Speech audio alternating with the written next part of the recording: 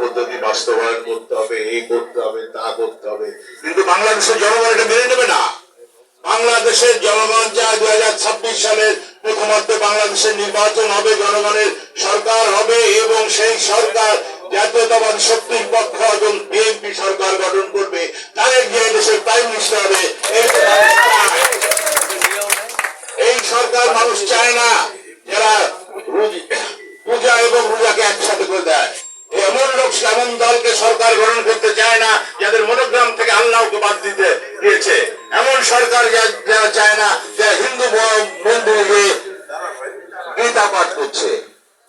বাংলাদেশের 95% মানুষ মুসলমান। মুসলমান তার শত্রুতা আছে। আমরা এটা বলি হিন্দু মুসলিম ভাই ভাই, কিন্তু এটা না যে আমাদের মুসলমানের শত্রুতা, আমাদের রোজা, আমাদের পূজা এক করা হবে।